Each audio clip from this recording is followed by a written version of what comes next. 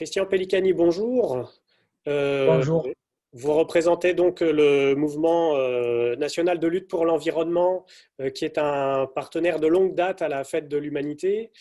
Le MNLE, d'où vient ce mouvement et quels sont ses mots d'ordre de mobilisation? Il est né dans l'élan de 1981 par le regroupement de plusieurs associations, notamment de la vallée du Rhône, qui déjà dans les années 70 se battaient pour mettre en place des stations d'épuration liées aux productions industrielles de la vallée du Rhône, mais aussi contre les inondations, notamment à Givors. Et le premier congrès fondateur s'est tenu notamment à Givors avec Camille Vallin, sénateur honoraire de la ville de Givors. Et dès le début, l'originalité de notre mouvement, c'est d'avoir aggloméré, additionné, mis en mouvement à la fois des syndicalistes, des citoyens, des scientifiques et des élus locaux. Et d'entrée, on était dans le cadre de ce qu'on appelle le développement durable. Pour mémoire, aujourd'hui, on peut se dire que le fameux rapport Bondland de 1992 a été largement diffusé par notre association parce qu'on se retrouvait complètement dans la démarche à cette époque-là.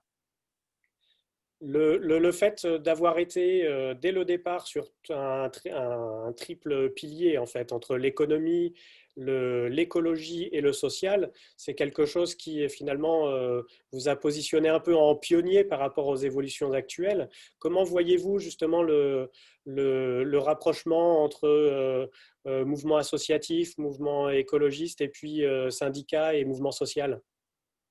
Nous, on l'a fait naturellement dès le début dans nos statuts et dans notre fonctionnement. C'est vrai qu'on avait tendance à ne pas retrouver sur des combats concrets l'ensemble de ceux qui ont intérêt à changer les choses. Là, depuis quelques années, on constate que nous participons avec d'autres à de nombreux collectifs ou actions. Par exemple, on est en Convergence Rail avec des syndicalistes cheminots, mais pas que cheminots, et nous menons le combat pour les transports collectifs ferrés, mais aussi les transports collectifs urbains et interurbains. On se retrouve dans le collectif qui s'est battu contre le projet Auchan à Gonesse, le fameux Europa City. Là aussi, il y a une diversité d'acteurs et on s'y trouve bien, puisqu'on comme on a une démarche aussi de force de proposition, on a mis en débat avec d'autres des idées alternatives au projet Auchan. Et aujourd'hui, on a battu Auchan dans un premier combat sur son projet. Maintenant, on est en train de faire avancer le projet Karma et on est complètement intégré à la stratégie collective pour faire déboucher ce projet. Mais il en va de même quand on était contre l'aéroport de Notre-Dame-des-Landes, là moins engagé sur les solutions de terrain parce qu'on n'était pas occupant directement de la ZAD. Nos amis de Nantes, et d'ailleurs, y compris certaines dans des contradictions, parce que la vie n'est pas toute rose, les choses ne sont pas simples. Mais on a aussi sur d'autres combats contre Ikea dans les Alpes-Maritimes ou par exemple dans la vallée du Rhône, un certain nombre de projets qui ne conviennent pas aux habitants, nous sommes toujours dans l'idée de rassembler, de travailler avec les autres et de faire mettre en mouvement des alternatives. Il en va de même pour le commerce équitable.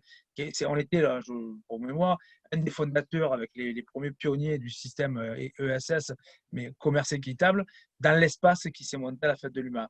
Et donc, on a ouvert dans ce cadre-là une boutique équitable sur la commune d'Aubagne, qu'on gère maintenant depuis 11 ans. L'actualité en ce moment, c'est l'annonce du plan de relance par le gouvernement. Est-ce que justement le gouvernement arrive à utiliser ce triptyque économie, sociale et environnement? Non, je ne crois pas. En fait. En tout cas, nous, on n'est pas convaincus par les annonces.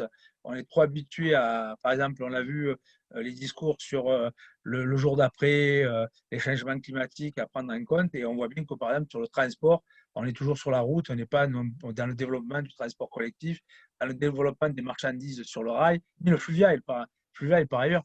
Donc, on n'est pas du tout dans des choses concrètes et efficaces. Par exemple, ils n'ont pas tenu compte de la crise de mars à mai 2020, de la crise sanitaire. Ils ont mis en place des mesures coercitives de réduction des libertés, mais sur le terrain, on a applaudi pendant des soirées entières les infirmières, les médecins, le corps médical. Mais où sont les ouvertures de lits, des urgences, les centres de réanimation? On n'a pas ce qui correspond à la réalité qu'on a vécue. On a vu qu'il y avait des manques. Et le plus outrancier aujourd'hui, c'est quand même tout ce qui est fabrication de masques, de gants, de gel. On voit bien que à part la démarche artisanale et volontaire et citoyenne de certains qui, dans leur village, leur commune, leur quartier, se sont mis à faire des masques d'urgence, aujourd'hui, on commande par millions, par dizaines de millions du matériel à l'étranger parce qu'on n'a pas développer les outils locaux qui permettent de vraiment de répondre à la commande. Alors, il y a des petits trucs qui sont mis en place, mais ce n'est pas à la hauteur des enjeux. Mais là, il en va de même sur la politique agricole. On n'est pas du tout d'accord avec les mesures qui sont prises, notamment où sont les aides pour aider les jeunes paysans à s'installer, tourner le dos à la PAC, la politique agricole commune. Et les Jeux olympiques, on peut dire aujourd'hui qu'on fait partie de ces habitants et de ces associations qui s'interrogent sur les investissements colossaux qui sont faits en région parisienne et ailleurs, sur leur réutilisation. Par exemple, il y a l'air des vents, il y a le parc de la Courneuve qui aussi va être mis à contribution, alors que ce sont le parc de la Courneuve, pour mémoire, c'est une décharge qui a été réhabilitée en son temps et qui a été restituée à la population comme un espace aujourd'hui vert reconnu par les gens. C'est un poumon pour leur environnement immédiat. Qu'est-ce qui va devenir si on construit des logements? Ce sont des décisions qui tournent le dos aux besoins des habitants et des habitantes. Est-ce qu'il y a des mobilisations à venir? Est-ce qu'il y a des convergences d'action?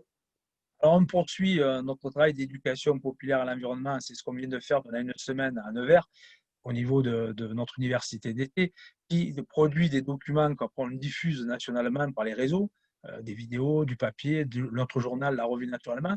Mais à côté de cela, on est dans le mouvement social, dans les luttes. On est co-organisateur de la manif du 3 octobre qui va aller vers l'aéroport de Roissy-Charles de Gaulle contre l'agrandissement du terminal 4. On est dans des actions concrètes sur l'eau. On est en train de préparer un forum alternatif mondial de l'eau de 2021 pour justement tourner le dos aux propositions des majors de l'eau qui sont en train encore de se regrouper, de fusionner Veolia, Suez. Et pendant ce temps, on a des pays qui souffrent de stress hydrique. Le Sénégal qui va accueillir le fameux forum des marchands d'eau, ils sont en situation de stress hydrique depuis plusieurs mois. Et là, les gens, ils arrivent comme dans le confort, ils vont disserter sur la distribution de l'eau par le privé. Nous, on se bat contre cela avec d'autres et on prépare en mars 2021 un grand forum alternatif qui trouvera un débouché concret et pérenne à Marseille, dans la commune où je suis peut-être président national, mais je suis aussi marseillais. On va accueillir le siège d'une ONG qui sera pérenne et qui portera les questions de l'eau sur la distance. Le rendez-vous est donc pris. Merci beaucoup, Christian Pellicani, du Mouvement national de lutte pour l'environnement.